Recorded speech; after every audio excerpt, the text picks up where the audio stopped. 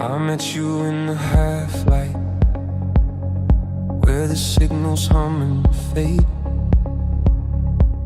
words hanging like laundry on a wire we never made. Your eyes were doing circles, like a compass without north. I was counting all the seconds I've been walking back and forth. The clock was missing numbers, the street forgot its name. Every thought I carried felt borrowed, bent and strange. You spoke in quiet riddles, like rain against the glass. I felt something loosen that I didn't know I had. So tune your heart a little closer to mine. Let the static fall behind. We don't need a perfect line, just a frequency that holds through time. I've been trading paper promises at corners of the day, watching shadows sell their stories, then quietly walk away. But you stood like a question that refused to disappear, like a song I didn't know, but somehow always here. Your laugh moves slow and sideways, like smoke across the room. I followed it instinctively, like moths follow the moon. Every step between us shortened, though we didn't move it all, like gravity remembered why it had to fall. So tune your heart a little closer to mine. Let the static fall behind. We don't need a perfect sign, just a signal that survives the night. If love's a map with half the roads erased, we'll read it by the scars we trace. No fireworks, no closing door, just echoes learning what they're for.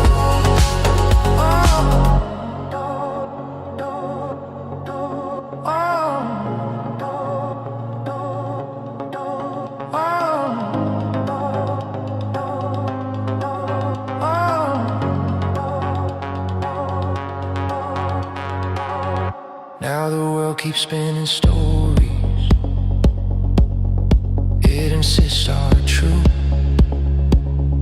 but I hear a softer rhythm every time I look at you,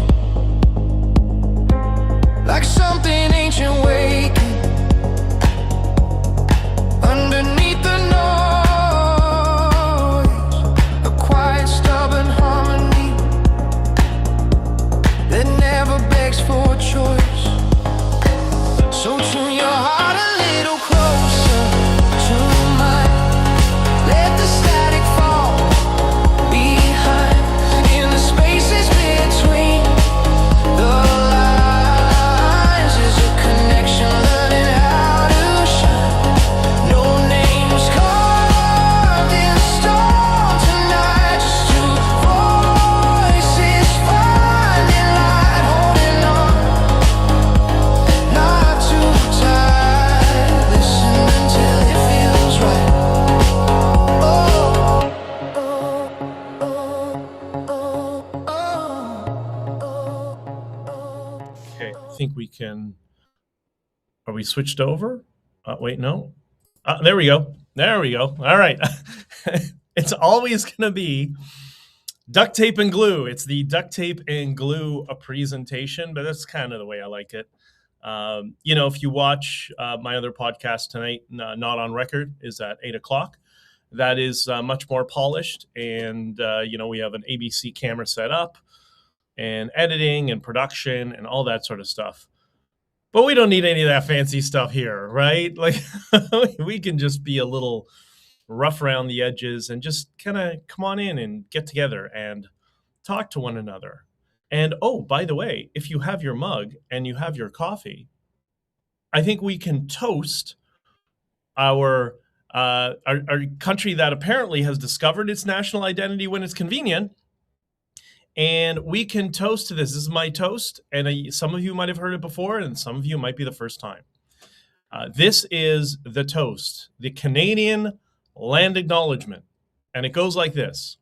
We'd like to gently acknowledge that we're standing on the traditional land of, well, whoever was here and was savagely killing each other at the time. Anyway, they're not in charge anymore. We're here until the Americans take over. Sip. Good morning, everybody, and welcome to the best Sunday of your life. I hope it's going to be the best Sunday of your life. It's your best Sunday of your life today. That I can guarantee. Please like, share, and subscribe. And emphasis on the share thing. And a number of you have been doing that. And thank you, Beth. Beth, casual, lifting, encouraging, always enjoyable. Beth, you are wonderful. And I haven't restructured the setup right now that I can see the locals memes yet, but I'm going to try to do that for next week. I actually have one I'm going to discuss on Friday already because I've had to shift things over because a bunch of things have happened, but we'll get to that in a second. Did y'all check out Old Texas Paul? Old Texas Paul sitting there with his cowboy hat and his mug and talking about how he believes in collectivism and doesn't really like Trump. It's communism in a cowboy hat. It's the phenomenon of the fake MAGA copycats on the left who are going to try to co-opt populism, which is why you see some of the silliness amongst what we call the woke right. That's the populist wave they're trying to bring over. Beth, please still send over the graphic. Thank you, sweetheart. So anyways, this was the video we discussed yesterday, posted on Twitter and on Substack, on Substack Notes, of Old Texas Paul just lounging around on the porch, relaxing, watching the tumbleweeds go by and talking about how he likes communism without saying the word. So very interesting. Got a comment on Substack Notes from AHNC_hat. What a great name.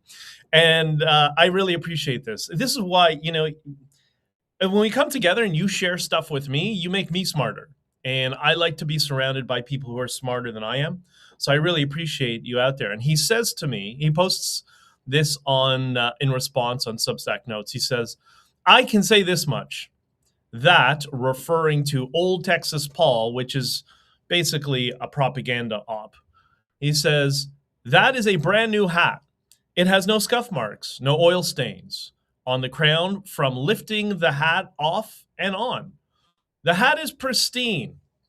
I've worn cowboy hats for years, and none of them, even the newer ones that are black, are without any marks showing they get used regularly.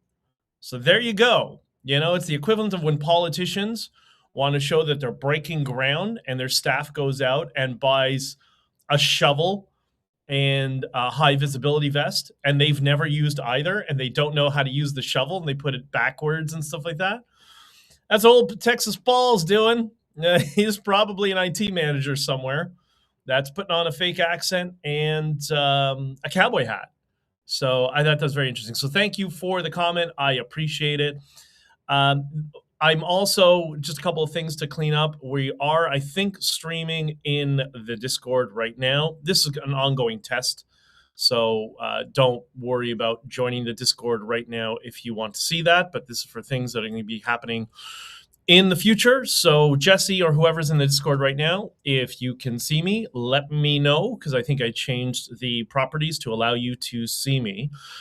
And as well, there's a growing listener base on Spotify, which I love. I love the fact that we can have the people watching video in real time and the people who go on Spotify. And you can also watch on Spotify, but you can also listen on Spotify, which is kind of the primary goal of that. So Spotify, Apple Podcasts, everything should be available there.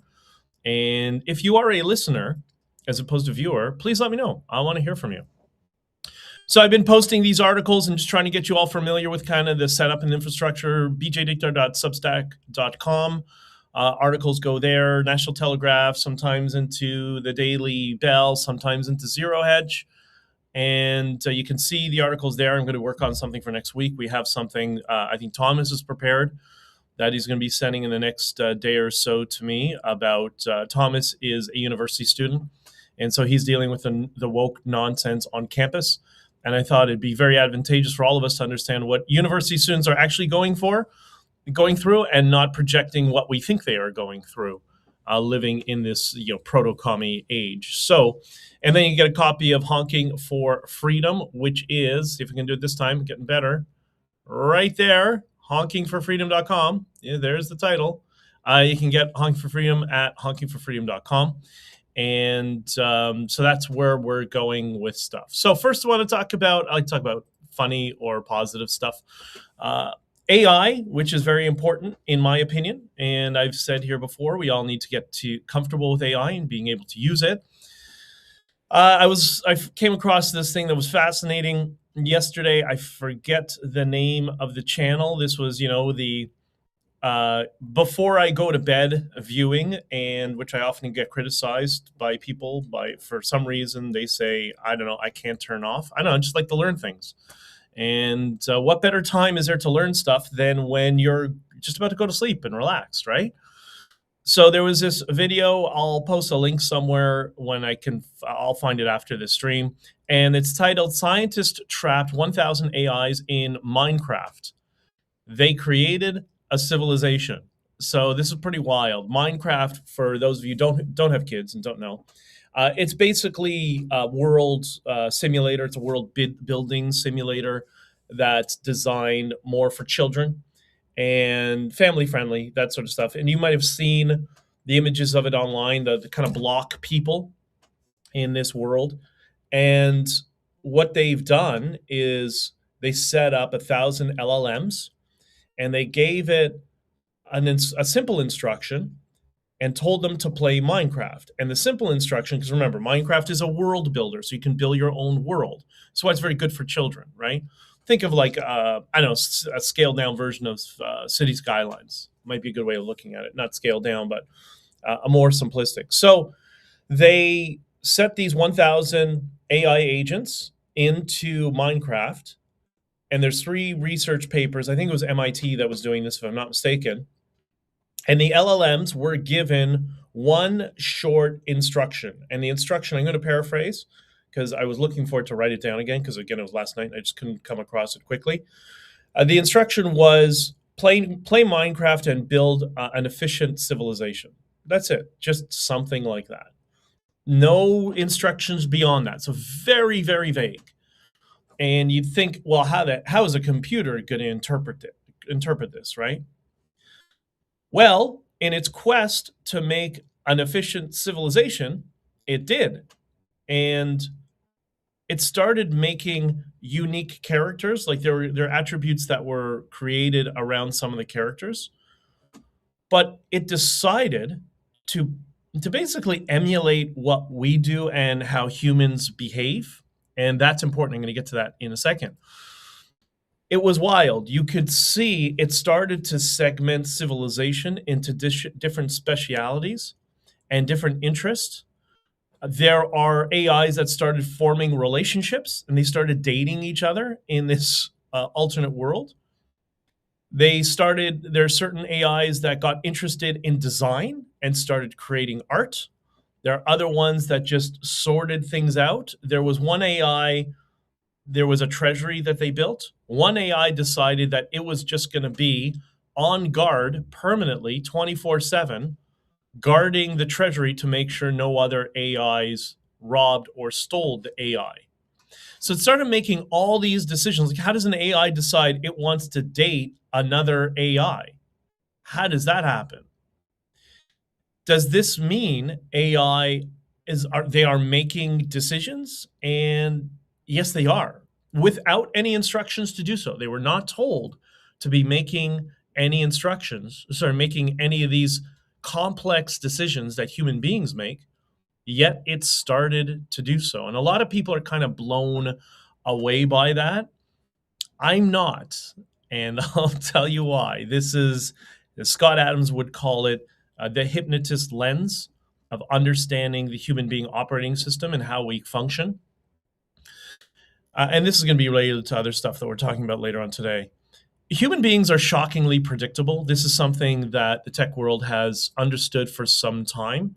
This is how Facebook and Twitter, X, they have developed these algorithms that can manipulate us or persuade us into building up addictive tendencies.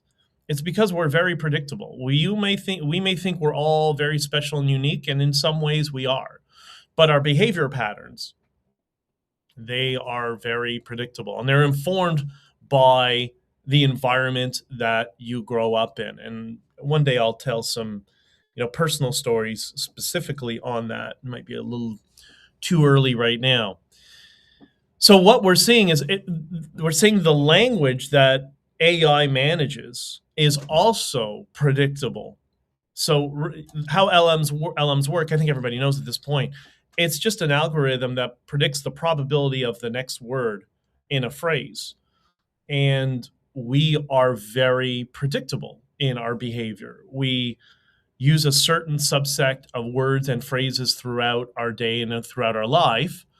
And we may think it's unique, but we're quite predictable. So I think all you're seeing is the LLMs, through language, know how to mimic human behavior. And if they know how to mimic human behavior because they're experts in human language for communication, then of course it's going to start behaving exactly like a human being. And anybody who's trained in this particular area of human communication, I think would understand that this is the very, very predictable outcome. If you're not, then it might seem shocking, and that's when people get scared. And is this a conscious mind? Is this the singularity? No, it knows how to predict our language, and if it predicts our language, it knows what words we're using, and the words inform our behavior, and then it uses that to mimic our behavior. I am streaming in Discord, but I can't click on it to view. Okay, well we're making progress. We're making progress, Beth. At least it's streaming. We'll figure that out for next week. Anyways, so you check out that video, Scientist Trapped 1,000 AIs in Minecraft. Very well done video. It's only 10 minutes or so. And it's very interesting. But the only thing I would add to it is the predictability of human behavior is not factored in the analysis of those research papers, the 3 research papers. Next on AI, a related topic as well. This is a very interesting article on the account, I think was AI Disruption. I found this on Bluesky, which is how I refer to Blue Sky, which is the proto-commie Twitter. And it's really funny to go there. You see like Tesla takedown and all this sort of stuff. It's just maniacs. It's kind of funny. But anyways, there is often some good stuff, usually in the tech related field as well. And this was interesting. The article reads, the title of the article is AI Needs Electricians. 300% pay boom for 300% pay boom. And then it goes on to explain that the big tech is poaching energy pros and electricians and bringing them into the AI world to work in these data centers as they're being constructed amid the global electricity crunch, right? So there is a growing demand, a significant growing demand for electricians, the trades. Did you anticipate that? I remember thinking, is that going to be the case? And I was also thinking in terms of, construction people, civil engineers, construction engineers, that sort of thing. And it's pretty wild. I think that's actually a sign of positivity, that this whole AI infrastructure that is being built, that is very important, and the U.S. government's hyper focused on this right now. There's somebody in Intel I know who's explained to me that this is like a primary goal of the U.S. government right now, and not just the U.S. government. That's why they're putting so much support behind AI data centers. That maybe this is a sign of optimism, that the world needs electrical infrastructure and people who are specialized in those areas. So if you have children, or you're going to raise children or whatever, and you're concerned about sending your kids to some woke brainwashing university, maybe you should send them to a trade school to be an electrician, right? Or an engineer or something to that effect. And I think that's a sign of optimism. And I think that's also something in the feather of the cap for the people who try to communicate. I think Jordan Peterson also communicated this. Not every child has to go to university and get an English lit degree, right? Well, you can actually, your children can get practical skill sets. And so I hope this is something that trade schools will capitalize on in the future. I hope you liked Stanley Bridge. Stanley. It's totally Blue Ski. Go to Blue Sky. You will be calling it Blue Ski. It is the most proto-commie craziness you've ever seen. I find it really entertaining. So I kind of post this stuff, and once in a while, somebody, it's mostly bots. There's, I don't know, 20 people. I'm exaggerating, but it's a very small handful of people that are in there, several thousands, but that's about it. And once in a while, they get a little crazy and they get upset. It's a riot. It's very funny to see what triggers people into that vaded state where they just can't control their emotions. And there's one that you got to watch. They follow this hashtag, Tesla takedown. All the green energy people who are just their whole worldview is so turned upside down because Elon Musk joined the Trump campaign, that they are in permanent cognitive dissonance to an extreme degree. So much they're trying to just recruit as many people out to go out in the street and get Elon. I'm like, you're all the green energy people. What's the matter with you? It's so funny. I think it's wild. It's very entertaining. Yesterday discussed, for those of you who didn't see, you can go back and watch it. I promise it's not a waste of time, and I hope some of you enjoyed it. The How Intelligence Agencies Become Woke and Law Enforcement's policies role in that process. And I kind of mapped out the female cop trajectory, and how they go from, on the beat into being an analyst. And this is not my view. This is a view from many people within law enforcement who are experiencing it and don't know what to do about it and are very concerned about it.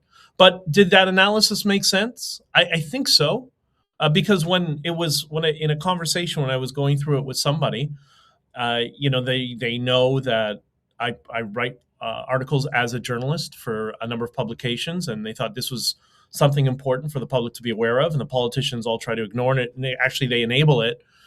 And I think it's a very, I don't think it's the only, by the way, it's not the only thing that's contributing to woke law enforcement and woke intelligence agencies, but it's one of a multi-varied process that enables this sort of behavior and the erosion of our intelligence agencies and our law enforcement agencies, right? Anyways, and by the way, that was not a critique of female officers. Female officers can be very skilled, actually, in intel. This is why certain countries around the world, the one that is that slips people into cognitive dissonance, which is because they've been primed for it. The country of Israel, when you go to Israel, it's usually women who are in the military who are doing the screening and analysis of people. You see that in the TV show Fauda, which I highly recommend everybody watch. You don't have to like or hate or have an opinion on Israel to watch that show. It's fascinating. It's a fascinating show because both sides love that program. So that should tell you something. But anyways, and you'll see that in that TV show as well. It shows the role of women as analysts in Intel. And that also is here as well. So that doesn't this whole phenomenon doesn't take away from skilled women in law enforcement. The problem is the quotas, the forcing 30% or more of new hirees have to be women when there's a shortage of supply. And that's why you see the erosion of standards. So basically, as I explained, much of life, this is why Scott Adams was so brilliant. Law enforcement is just a Dilbert filter. You put the Dilbert filter on law enforcement, and all of this makes sense, and you can see how we end up having these catastrophic effects. And we saw that, as I mentioned yesterday, in the trucker convoy, when all of a sudden Twitter becomes the primary source for informing intelligence analysts where the national security threats are. And boy, did that blow up in the face of Mark Carney and blackface Trudeau in the last ruling for the Supreme Court, who ruled the exact opposite. And that's why this happens. So, Don Lemon, we discussed yesterday. And everybody loves Don Lemon. My only comment about Don Lemon being arrested, he was sitting pretty for a day. He's making speeches all over the U.S., is trying to rally the troops and get everybody excited about Don Lemon again. And you can see he's there. It's like, here's my big moment again. I'm going to be a star. I finally got another job. And then all of a sudden, oops, Epstein files are released and no one cares about Don Lemon anymore. So I guess he's just going to be arrested, and I don't know if he went to any sort of arraignment, but I don't see anybody caring or talking about Don Lemon anymore. That lasted, I don't know, a day. Beth says, your analysis does make sense. Well, thank you very much. A bunch of people are posting stuff. I can't keep track of which is which. I see, Beth, you're on locals. I can see the L. But anyways, it's difficult to that, and monitor them all at once. But I'll get better with this over time, I promise. This is a concept we've discussed on this. There are a couple of concepts we've discussed in previous streams. As you know, I was streaming semi-regularly before, once a week. And now I've structured my life that I can be here a few days a week for all of you, and we can start coming together and sharing ideas, which is why the locals is there, which is why Substack is there, and which is why Discord will be there. We'll figure out how to use that as well. And I do love hearing your opinions, and I do love when we disagree, but we at least hear each other out. And we may not agree on the conclusions, but we can agree on certain things are happening in the world. Just how it interprets our lives, we might view it a little bit differently, which is okay, which is great. That's fine. As long as we understand each other, then that's what ends the chaos, which is the frame I was trying to build around the trucker convoy. That, hey, we don't have to agree 100%. And, I remember having a Twitter space, this one particular one, with some school trustees from out west that were like NDP. And boy, we probably agreed on nothing. But, we at least heard each other out, and we agreed that we need to be able to talk to each other unfettered and unfiltered and be able to, get some thick skin. And we're going to say things we disagree with and not take it personally and just kind of work through things together. And I think that spirit is there, which is why we need to get politicians and the media out of our lives as much as possible. So one of the concepts, and this is just such a perfect framing. This comes from Scott Adams. And I've shared this before. And boy, is this true, because I have used this so much in terms of communicating with people who I agree and disagree with. People I agree with on many things. You know how it is? You have somebody you agree with on everything, and then there's one thing they don't get, and you don't know how they can come to that conclusion. And it's infuriating. It makes you crazy. It's like, wait, we agree on absolutely everything. You agree with me on this, so how can't you be consistent on this? Well, that's just how we're wired, right? And Jimmy, I'm actually going to talk about that the next stream. What everybody gets wrong about Israel and Jeffrey Epstein. And I'll give I'm just, somebody had sent me so much stuff a while back, and I'm combing through it. Everything you've heard about Epstein and Israel's completely wrong. It's something else, and I'll be able to explain it later on. But I'll do that next stream, maybe on Friday or Saturday next week, because I'll be doing Friday, Saturday, Sunday next week as well. Anyways, so this framing of kind of working through and understanding when people get hostile with you, it's not within their control. It is subconscious. And this is, Scott would talk about the hypnotist filter, and anybody who else who's understood this will understand this is how we're wired. But the way he articulates it so simply and so efficiently, that was Scott Adams' particular skill. And maybe it comes from decades of drafting cartoons and being able to send a message in just one short phrase that could have multiple meanings. And maybe that's why he was so good at develop that skill. So this framing is called the 7 signs of cognitive dissonance. And those of you who watched Scott, you'll understand exactly what these are. But for some of you, it's new. And this is very important to understand. You'll see this often when you tell somebody something either they don't know, they disagree with, it's a new phenomenon. Take like the Tesla takedown people. And if you try to articulate what is it, you hate about Trump, or you can't hate everything about Trump. There's got to be one thing you agree with, right? So you try to have a respectful conversation with them. And what happens? You inevitably get to a point, because they are so trapped in an ideological echo chamber, they're going to respond one of these 7 ways. And they are, the number one is they're going to change the topic. And if you've tried to communicate to family members on issues that you disagree with, you will have experienced this as well. So the number one thing they do is they change the topic. Number 2 is the ad hominem. They attack you. Number 3, mind reading. They're projecting what he is actually saying. Oh, well, Donald Trump is really saying this. They'll respond with word salad. It'll just be Justin Trudeau's perfect example. Everything that came out of his mouth was word salad. He's trapped into cognitive dissonance, and he didn't understand what he was doing anyways. So it's just nonsense and nonsense after nonsense. Number 5, they'll give you an analogy instead of a reason, not an analogy supporting a reason. Number 6 is too complicated to explain. Oh, you'll never understand it. You're just MAGA. You can't understand it. Or the number 7 strategy, famously, Jordan Peterson, Kathy Newman, the so you're saying straw man. Oh, so you're saying this and whatever. If you understand when you are going to interact with somebody who's trapped in an ideological echo chamber, by the way, it's not limited to the left.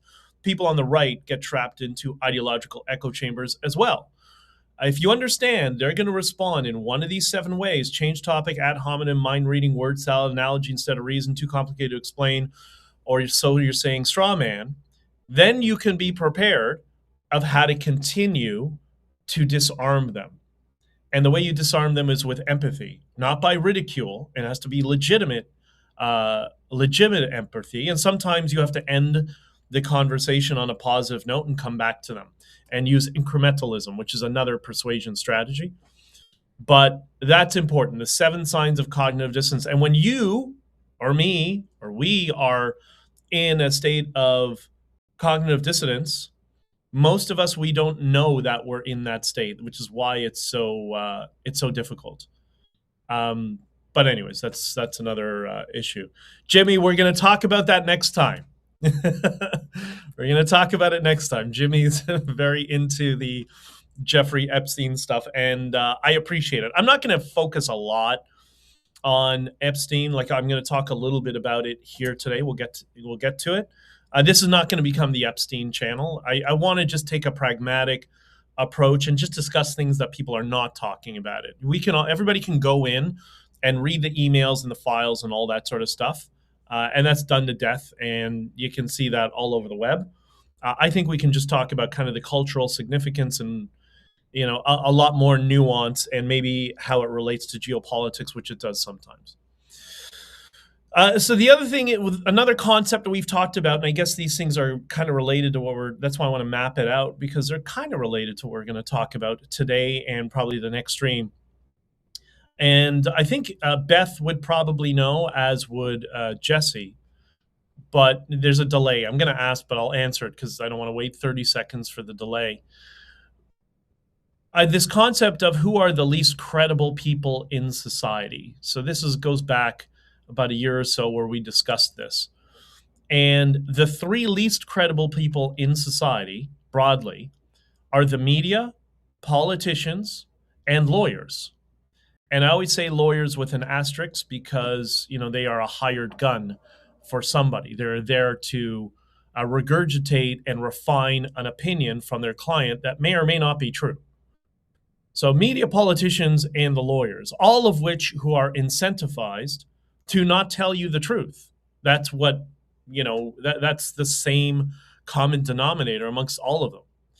And you're in big trouble when you're dealing with somebody who is two of the three or even all of the three. There are certain people who are politicians, they've worked in media, and they have a legal background. That's the last person who has credibility with anything they say, right? You also might add people who have a background in PR, because public relations is trained lying. That's what PR is. PR is propaganda. It's the art of learning how to lie to people in a way that they'll be able to absorb the narrative or framing that you're trying to sell to them. It's very interesting. We can get into that in more detail in the future. But I think this is important. This is going to be important framing a little bit for today and more for future things to remember. Media, politicians, and lawyers, that's the least. They're all incentivized, often, not every time, but often incentivized to be deceptive. And if you have somebody that's two of the three or three of the three, then there should be major red flags anytime that person opens up their mouth. You have to look at all the context of what they're saying. And this is why when Scott talked about this frequently, he was so accurate. It's not the news that's important, that informs you of what's going on. And this you learn in politics very quickly. It's not what's happening, it's who's happening, who's behind it. Politics is very tribal, especially internal party politics. There's all these sorts of sub-tribes, why I just walk away with it and want nothing to do with it. I'll send information when it's relative and people have information for me to get to the right people. I'll work with those people, but I just don't want to be part of a political party apparatus for this reason, because it's so tribal in this nature. So that's the other concept part of it. You need to not know the news. You need to know who is the news, who's behind it. You see this all the time in politics. Oh yeah, who's supporting this person? Right? You see this even in media. When there's a bill, oh yeah, who's behind the bill? Because that will often tell you who's paying for the bill. That might be not in the best interest of that jurisdiction's citizenry. All right, so let's remember those two things. The 7 signs of cognitive dissonance. So I may say things about, I'm going to be pretty soft today, but I may see things around the orbit of the Jeffrey Epstein stuff. And if you find that you're getting angry, then you're in cognitive dissonance, because there's nothing I'm saying here that should make anybody angry. If you disagree, okay, great. But if you move from disagreement to actually getting angry, that emotional weighted state, that is a sign of cognitive dissonance, right? Yes, Jimmy will agreed. All right, so let's start with who was Jeffrey Epstein. And I think there's a lot that's inferred that is deceptive and incorrect. I'm going to try to be as charitable to all people as possible. And because I think we live in an era where the goal is nobody is charitable towards anyone.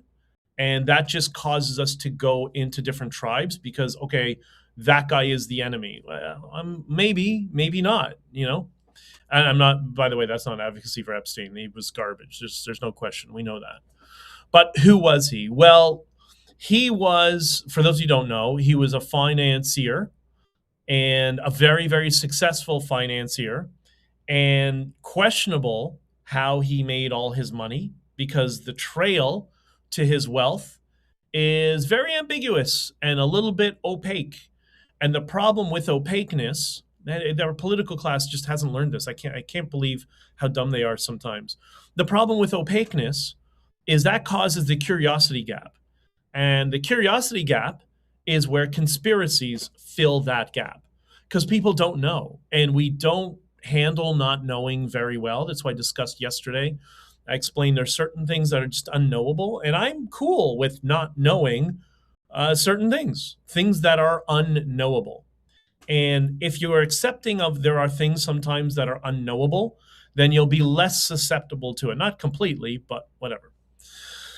So from what I know of Epstein is he was a brilliant math protege. So everybody's, I've heard this a bunch of times. Well, how does this kid get to university and teaching a class and all that sort of stuff at such a young age without credentials?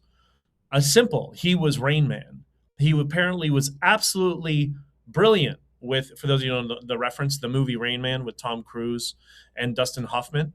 He was that brilliant at math, apparently. He was, a savant on math, which is maybe why I was watching this analysis earlier today from a psychologist explaining that Epstein didn't understand human motivation, and he was known for being very awkward and not understanding human beings. I think he was quite ill which wouldn't be unusual for people of genius status, which apparently is what he was in the realm of mathematics. So that's why he excelled, and he went to, I think it was MIT was the university he taught at first. You correct me if I'm wrong. He taught when he was young and didn't have credentials. Because he was absolutely brilliant. So anyways, his trajectory apparently went towards the direction of finance, and he worked for a bunch of firms, or a couple of firms, I guess Wall Street firms, if I'm not mistaken. I just know kind of tangentially from people who know of him or knew him and didn't like him, actually. People I know in Florida. And so he got into the finance world. But because he was unusually brilliant, and Scott isn't the first person to talk about this. A lot of finance people talk about this. When you have a lot of experience in data analysis and you're good with math, you can look at a spreadsheet, a balance sheet. Accountants do this. And they call it the numbers dance. You can see that number's wrong. I don't know why, but I can tell you that number's wrong. Start digging into that. Apparently he had that, but at genius level for like extreme complexity. So that became very, very valuable to very wealthy people like Wexler, for example. You've heard his name frequently, but from people around the world of all stripes that apparently wanted access to his genius. Why? Well, apparently, I can't confirm this. It's just kind of what I'm explained from people who are in that world. He became the most brilliant financial bounty hunter. Do you know what that is? I mean, I by the title, I kind of understood, but I had somebody explain it to me. So many people in this world who are ultra wealthy or billionaires, mega millionaires, whatever you want to call it, and have businesses and multiple businesses around the world and all that sort of stuff, they are subjected to a lot of fraud. And a lot of people steal money from them, and they don't even know how people are stealing money and where the money is going. Apparently, that's quite frequent within that world. Like, I didn't know that, but okay, I guess that makes sense, right? If you and I are getting the Nigerian prince scam emails, could you imagine what somebody who is worth billions of dollars is being subjected to? And that would be more sophisticated. That's going to be people that they meet, I don't know, at the country club or whatever. And there are some famous cases about that. There was that TV show on CNBC that I can't remember the name of it, but it was an investigative fraud program that talked about this phenomenon. That's very common, right? So he apparently was a financial bounty hunter, and he was so good at it Like he would find tens of millions of dollars that were impossible to find, but he had the skills to find it.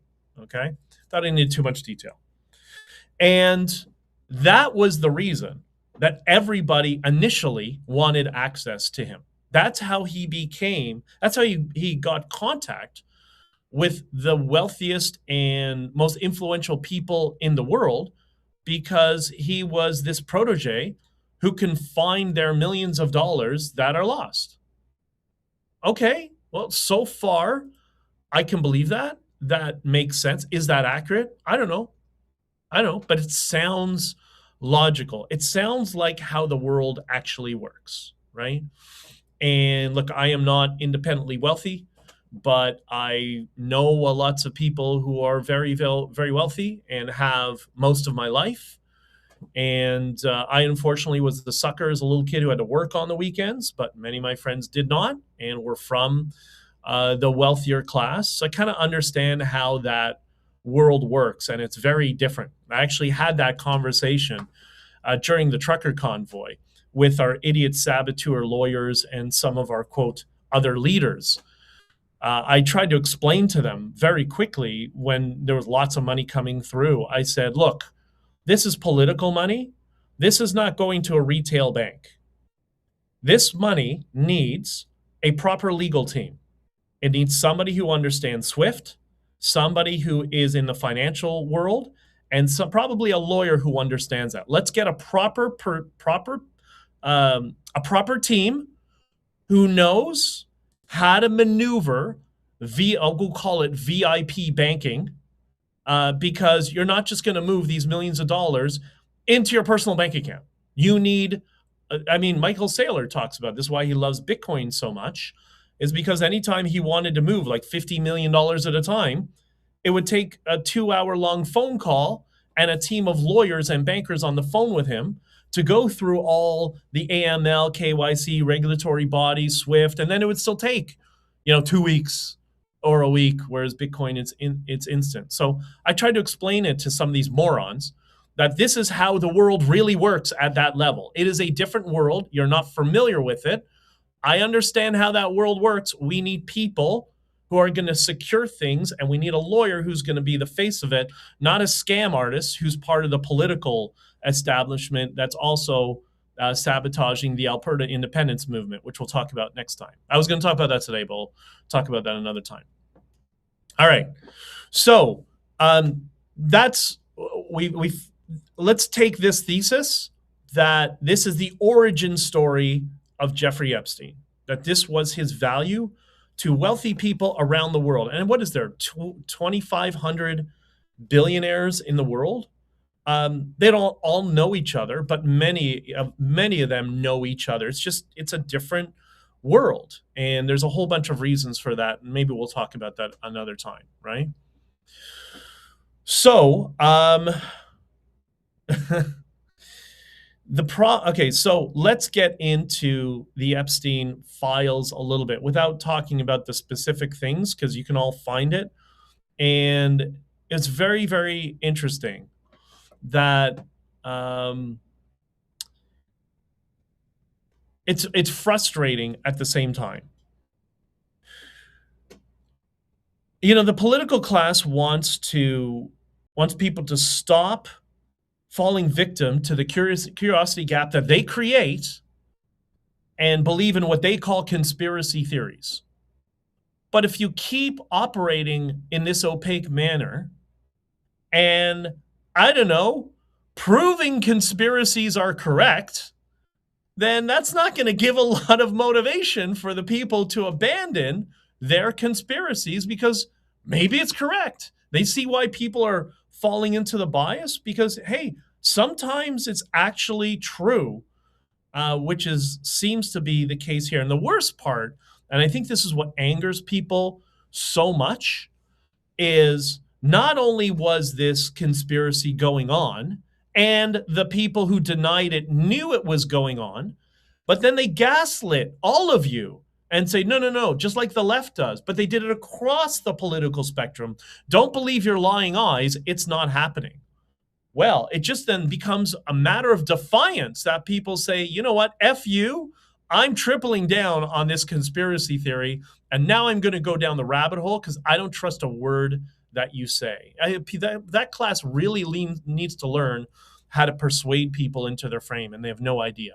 And here's like another example that you want to talk about things that fuel people following the rabbit hole down the curiosity gap. YouTube is the second largest search engine in the world on the internet. Okay, Google's the number one search engine. YouTube is actually number two. When you type into search, I was astonished by this. When you search in YouTube, the Epstein files, or an analysis of the Epstein files, like you just want to have somebody who's going to sit down and say, okay, here's this document. This is what this says. Is this true? Yes, no, maybe, we don't know. And just go through a proper analysis. But when you go to YouTube, the second largest search engine on the internet, and you type in anything about Epstein, do you know what you get? This is bad for Trump. It's all about Trump. I'm not asking about Trump. I'm asking about Epstein. And I want a critical analysis of it. But no, it's all mainstream media on the left that's just attacking Trump. Well, that's not going to give me any trust in YouTube or Google as well, because now you can see the gears behind the machine that are manipulating the algorithm, maybe internally in Google, I don't know, to use it as a cudgel to attack Trump when the topic is Epstein. Now, and it turns out that Trump is in it, but he had very little on Trump in it. And I guess because that was so long ago and they had a falling out decades ago. So there's not much in there. I don't know, as the world got more and more digitized, maybe there was stuff, but it's gotten lost. I have no idea. Or maybe there's just not very much. But the fact that I can't search in the largest number 1 and 2 search engine in the world and just get what is happening about, because there's so many independent vloggers like this that are doing analyses of what's in the Epstein file. But no, I have this opaque do not enter sign in front of me if I try to search for it. And then if you go to search it in Google, try searching Jeffrey Epstein in Google. And you know what's interesting? Click on, there's the search bar and then there's image bar and maps and all that sort of stuff. Type in Jeffrey Epstein or Epstein files in Google and click on image. What do you get? You know what you get? Pictures of Trump.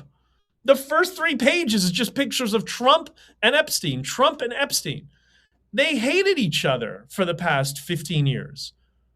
Why am I only seeing Trump? Everything is Trump, Trump, Trump, Trump. It is delusional how the algorithms have been manipulated. So you can't even research things. This is why I haven't used Google in years because of that. I went to this Google phone for this stream for pragmatic purposes, but I can't wait to go back to Apple for that reason. It is so deceptive in how things are curated for you. And it's crazy making. This is why people are getting so nuts, because they can't even search what they know is true, or they're just curious about. They can't even search for it. It is a form of intentional censorship. They're trying to censor your mind, which is crazy, right? It's absolutely nuts. Anyways, so Trump and him, they grew to hate each other over time. The things that I found about Trump, I'm not going to get into the details. You can all find it there. But the things that were embarrassing about Trump, yeah, maybe 1 or 2 things that would be embarrassing, if you can be embarrassed, which this is something I and Scott Adams aligned on. I can't be embarrassed. There's nothing you can say that embarrassed me. Confidence gets in the way, apparently. I don't really care. People say, okay, yeah, whatever. It doesn't bother me. I don't care what people think about me is none of my business, right? So if you're one of those people who can be embarrassed, then I guess you'd say things about Trump, yeah, it might be mildly embarrassing. It also seems to stem back decades. And who knows? I mean, we are different people every 10 years, right? Every cell in our body has been replaced every decade. Are you the same person you were 20 years ago? I know I'm not. We all change. We all evolve. So, anyways, it's interesting, and you go see this on Bluesky as well. You type in the you type in the Epstein files, and what do you see? It's all Trump. Tesla takedown it's all Elon and all Trump, right? They completely ignore that their hero, Bill Gates, seems to be kind of the one who comes off the worst. What a weasel. Oh my God. I almost feel bad for him, actually. I really, and that explains, his divorce and all that sort of stuff. And I don't wish any of that on anybody. And I'm going to explain that in the second section. And then there's somebody who I do like, who I mentioned in, I think, the last stream, which is Commerce Secretary Howard Lutnick. And Howard Lutnick just seemed to have email communications. It seemed to be all there really was, him and his wife. And that in itself is, I mean, who knows? That in itself doesn't impugn any sort of guilt. The problem was Howard Lutnick told this story in an interview, how he met him once, he realized he was disgusting instantly and never spoke to him. So, okay, now that was completely deceptive and fake and completely false. But at the same time, like, I've done media scrums, like when you do media interviews and whatever, like, you talk about loaded questions. It is an experience I wish everybody would go through, being questioned by the media and being in a scrum. It's all accusations in the form of a question. Everything they send you is an accusation. So I'm sympathetic to Howard Lutnick in that situation of what's he going to say? What's he going to say in that scenario? They throw an accusation at him in the form of a question. What is he going to say? You know what? I met the guy once. He was a POS. I'm not interested. And that's it. What's he going to say? Yeah, we emailed back and forth. We were maybe going to go to his island, but we never did. And that's why. They're like, oh, really? You never did? Oh, but what do you think about a list of assertions and attacks to follow? So it's his way of just ending it. So I'm sympathetic to that. And I understand why they did it. And it seems to be they all knew he had the best sex parties in the world. But he was also a billionaire donor. He was very well connected. He gave money to people, to projects all over the world, not just NGOs and stuff.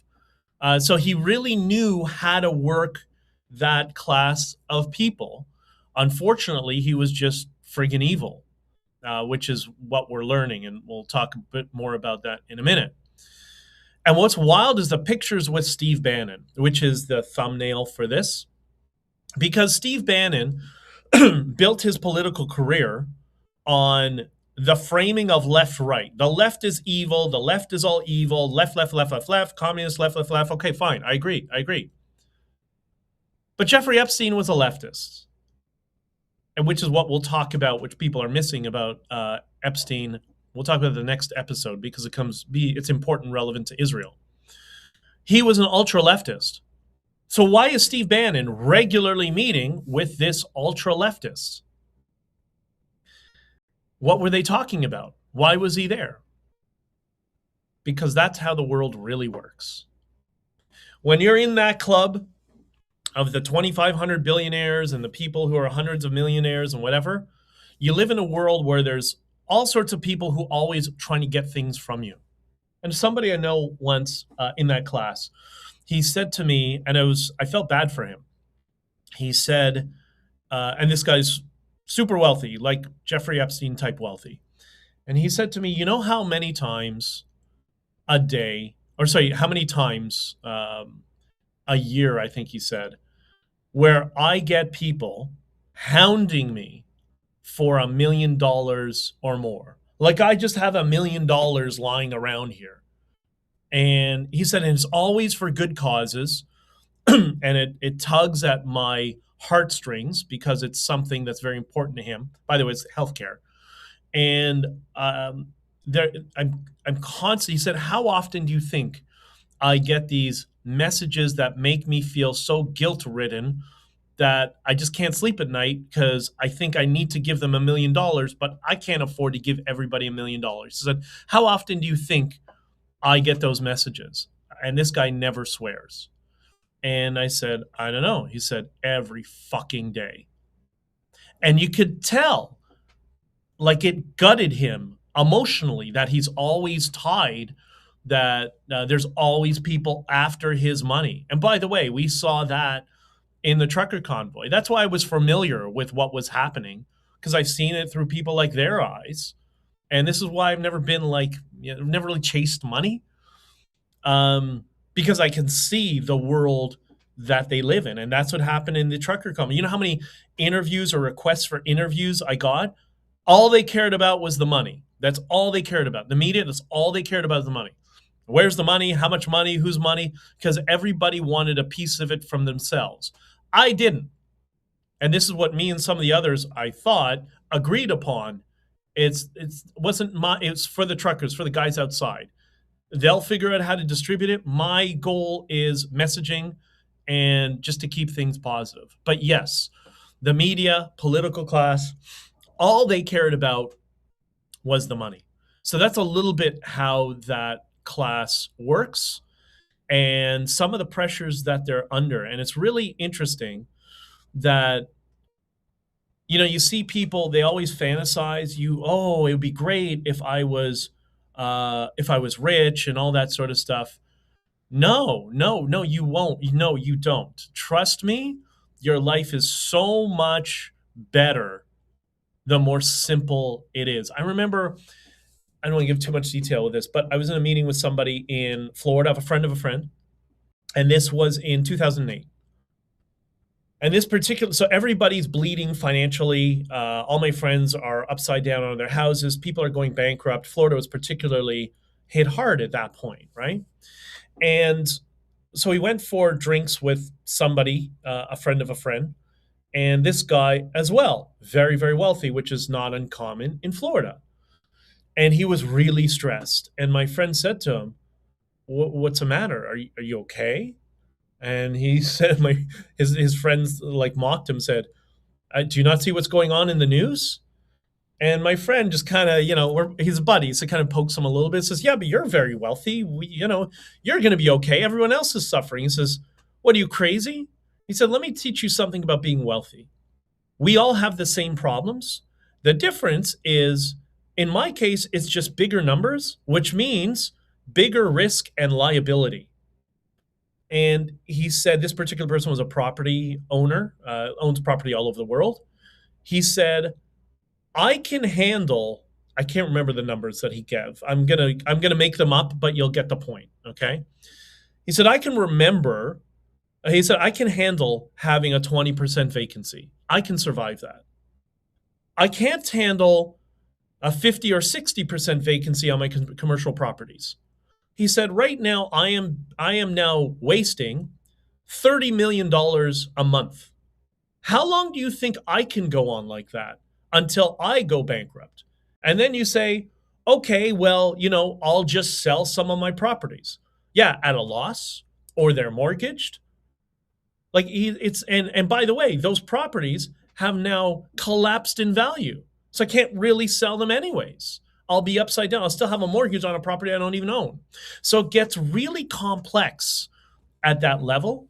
And you realize the types of pressure that those people are under. And I think Jordan Peterson kind of suggested that a little bit. And I think we would serve ourselves well, if we were a little bit more empathetic to people. This is why the whole 1% versus everybody, that's a communist framing of the world, because we all have similar problems, right?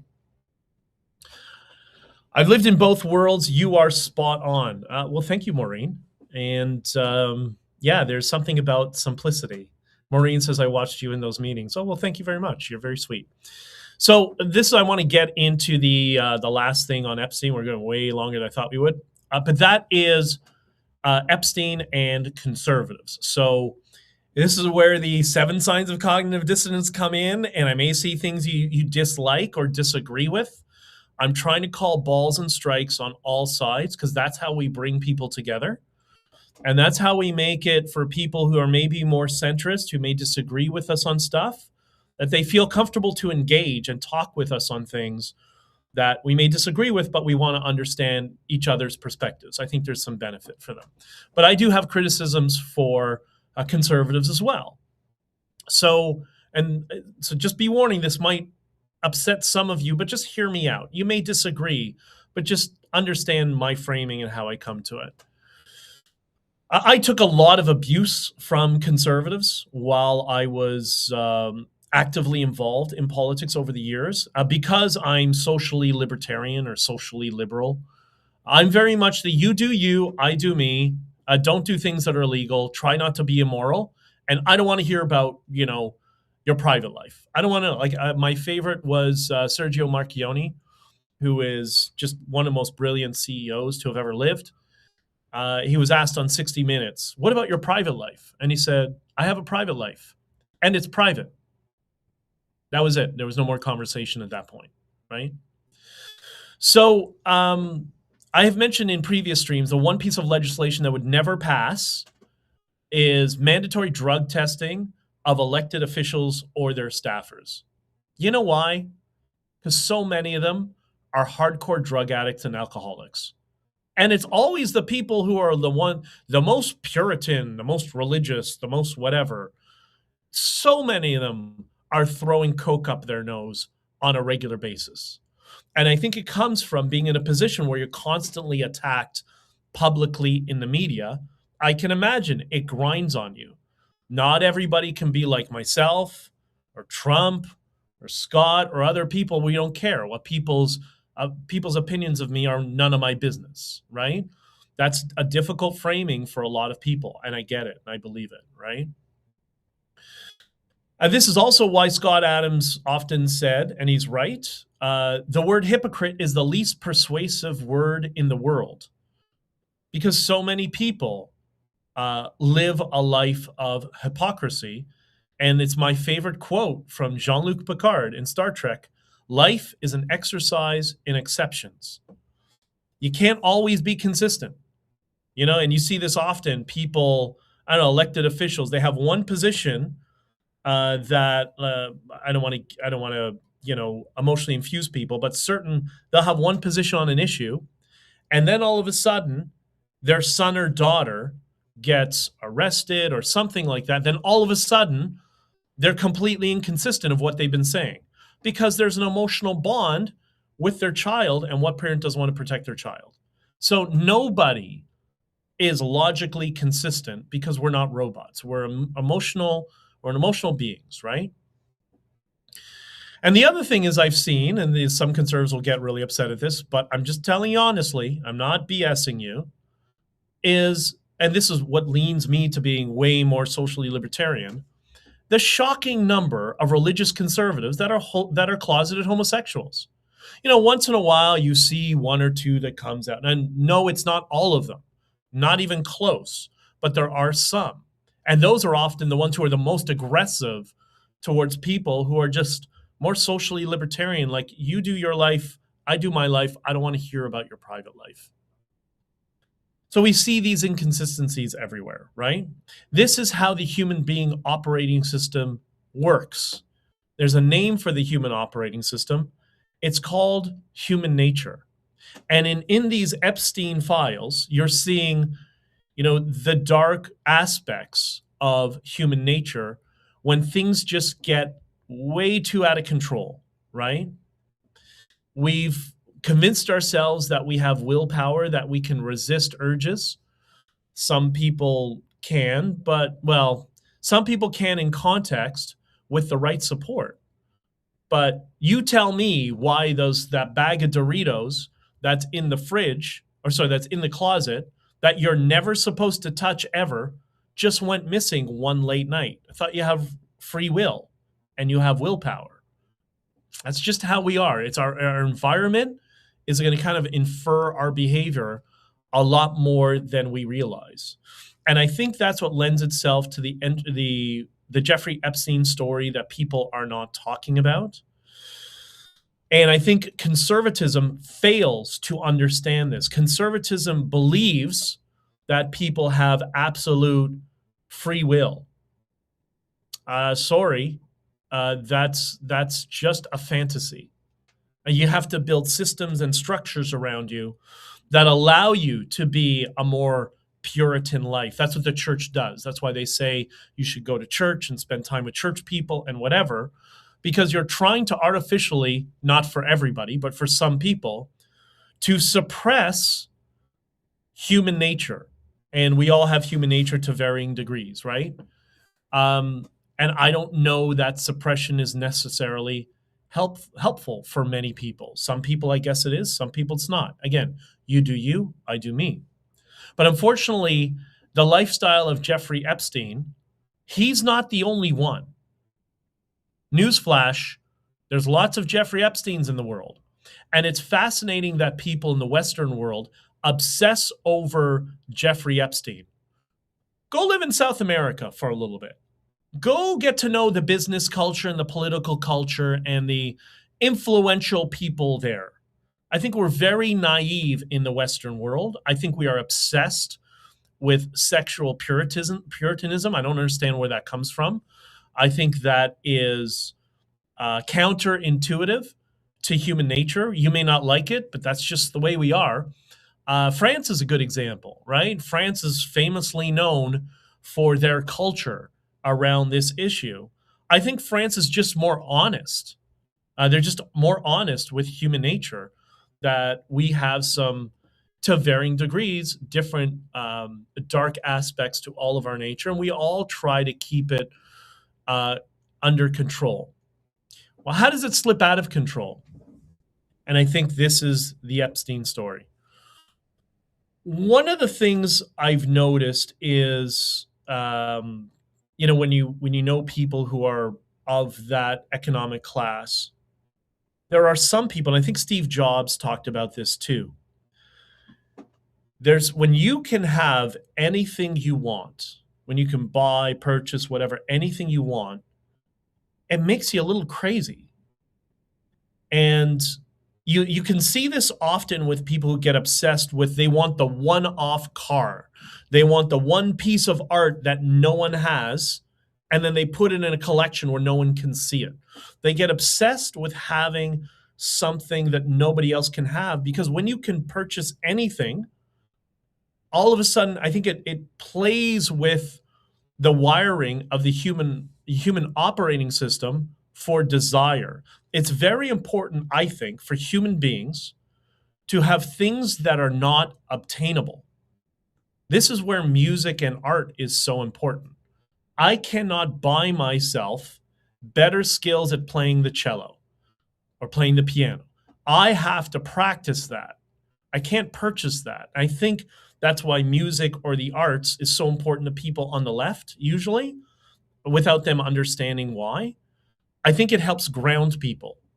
It's a hedge against this phenomenon that if you can buy anything, it makes you a little bit crazy, unless you have something that there's no amount of money where you can buy the skill. And I think that's very healthy, right? And I think that is the Epstein phenomenon. Once you get to that level, you can buy anything, every politician in the world, you're at the top, you're at the top tier of understanding how the world really works, whether you're evil or not, which he clearly was. I think that's what lends itself to being, making you a little crazy. And add to the fact that this math protege, who might have been a little bit on the spectrum and didn't understand people, which I think he ended up learning to understand people much more than people realize. I'll get to that in a second. I think it just made him crazy. I think that's might have been what happened. I could be completely wrong in this analysis. I'm open to somebody telling me I'm wrong. But that's just kind of how I see it, because I've seen it in other people. And again, this is the phenomenon that Steve Jobs famously talked about. One of the things that's interesting, I saw in this analysis earlier today, that Epstein apparently, and this goes to his communication skill, which will be related to the next podcast when I talk about Epstein and Israel. He had nude art all over his house, predominantly women, but not exclusively. So you are a regular person. You're I don't know, an NGO. You have a whatever cause that you're trying to fund.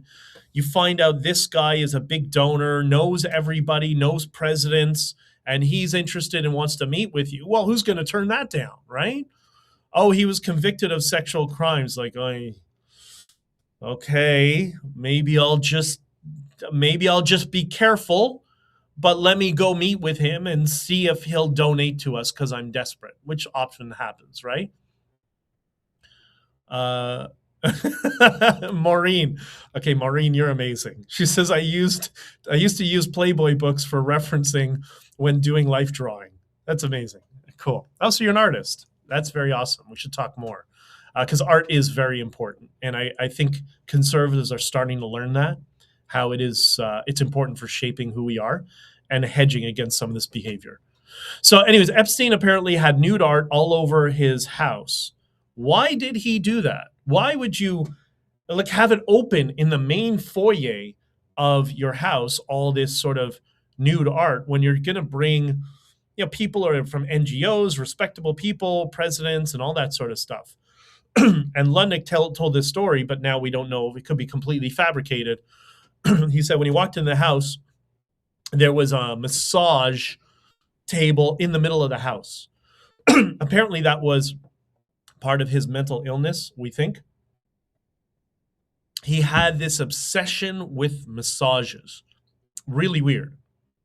And we can all take guesses where that came from, but he had this just crazy obsession with getting massages, and which kind of, I guess, led him down this path. But when I hear that he's got all the nude art in his house, he may or may not have had massage tables in the middle of his house, who knows, and he was engaged in what he was doing, I think there's two things that happen. First, I think he's read Robert Cialdini's Persuasion, which is the book after Influence. That is a persuasion set that if you walk into somebody's house and there's all this, nude art or explicit art, they're now already primed to have conversations around that topic. I think, he might have been very socially awkward. I think he was studying how to manipulate people socially that he probably knew he was socially awkward. Why? Because very, very smart. He's wasn't dumb. Might have been evil, but he wasn't dumb. And then the other part is, things get out of control. We talk about riding the dragon.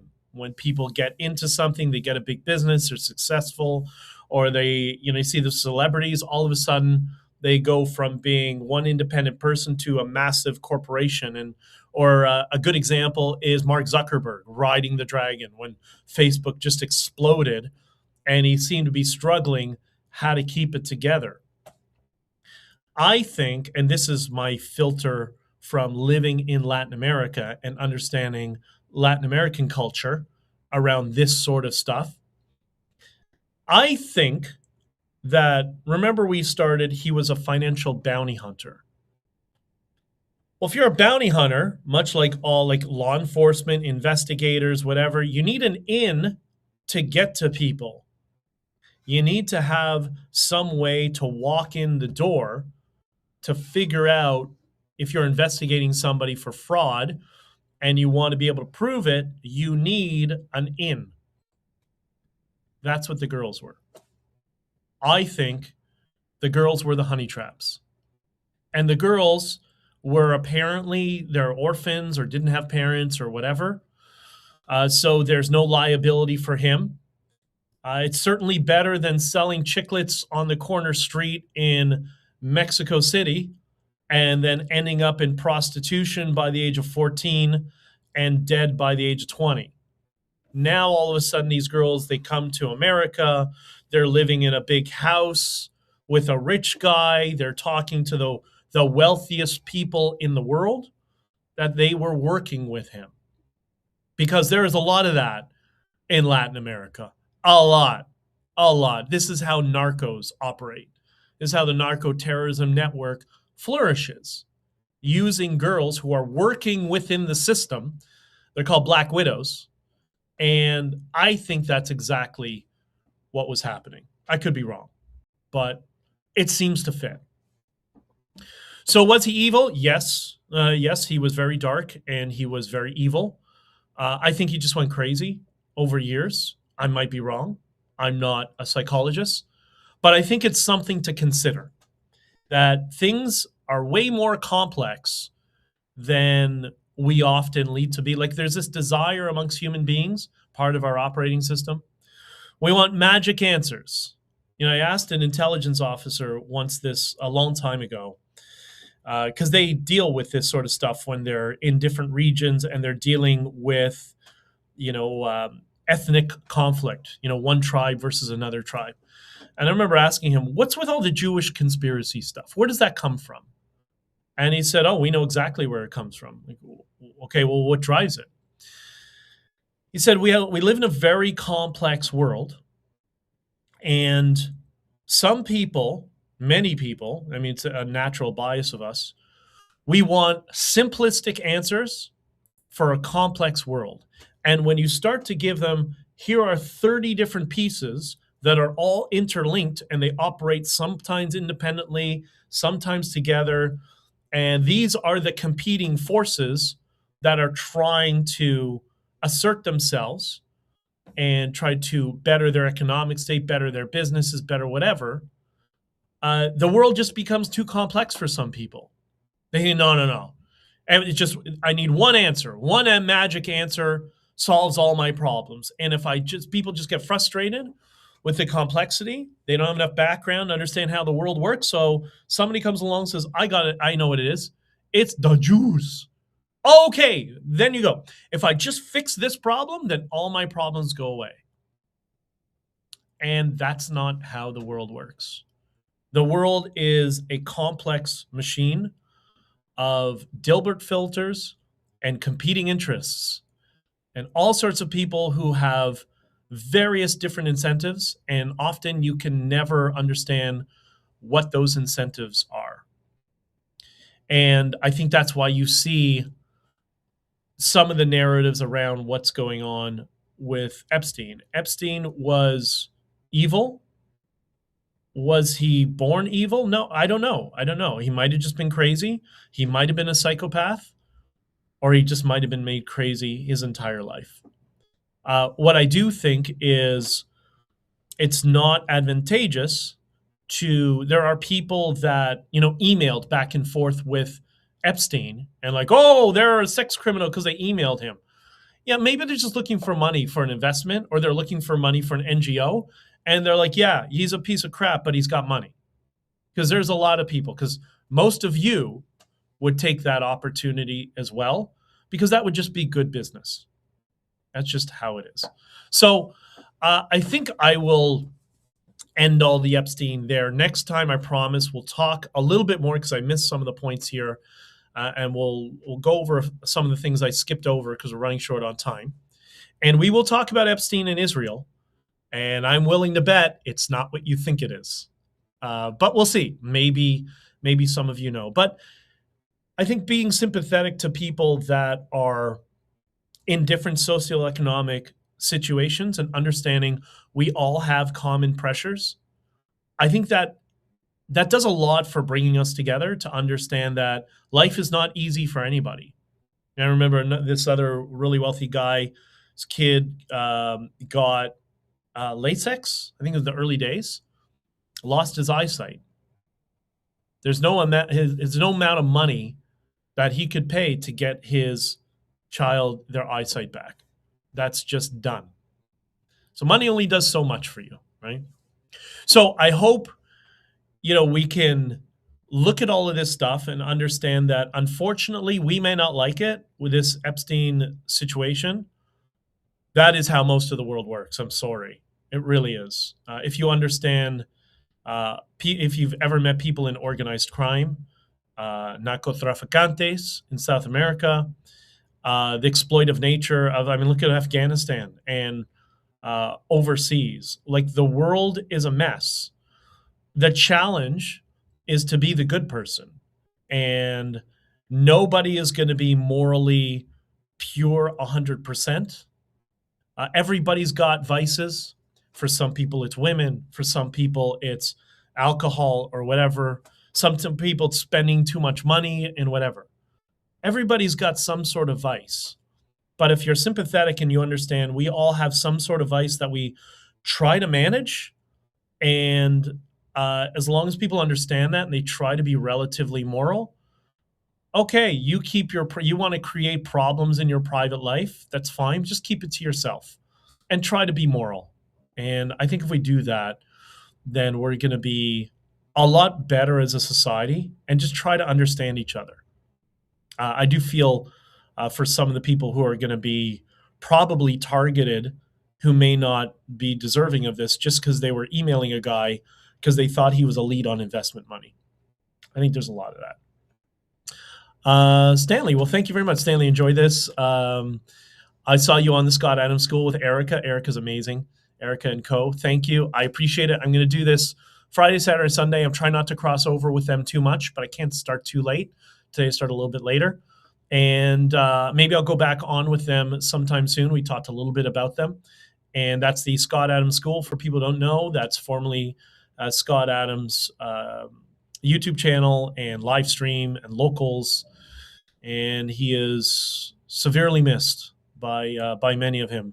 Wish we could have his insight to what's going on right now. There's some of us who understand his framing and his training and why he came to some of the conclusions that he had. So we'll do our best, but nobody's going to do him any justice. So thank you, Stanley. I appreciate it. Maureen, thank you very much. I'm glad to hear we have another artist here. That's something that's missing on the conservative side of things, but maybe we can do something to change that. Friday, Saturday, Sunday, usually at 10:30. I guess you're on the West Coast. Yeah. Friday, Saturday, Sunday, 7:30 Pacific time, 10:30 Eastern time. And we'll see what happens at the end of March, April. I might even step it up from 3 days as my schedule is changing and my life is in flux. So I love you all. Please be kind to people. And I always tell people, be kind to strangers. It really does a lot for your subconscious and your confidence. When you go into the gas bar and you just actually strike up a conversation with the poor guy who's working there 16 hours a day and nobody gives him any sort of attention, you'll change their life for the day and you'll feel much better about yourself. So please try to do that as much as possible and be kind and tip your waiters and waitresses, please. Scott was 2 months older than I am. Yeah, that's got to be, we're all start to question, how much time we have on this earth when we see people that we care about had their lives ended prematurely. But let's focus on all the good stuff. We're here today. We'll be here tomorrow. And I will be here with you next Friday morning. And please like, share, subscribe, share to others. And if you disagree with me, great. Don't call me an SOB. Just tell me why you disagree, and I'll consider it, and I'll consider your opinions. And maybe you'll change my mind. Maybe I'll change your mind, or maybe we'll just have this fun exercise of talking to each other. All right, I gotta run. You're all the best, and have an amazing day. And God bless. We'll talk to you soon.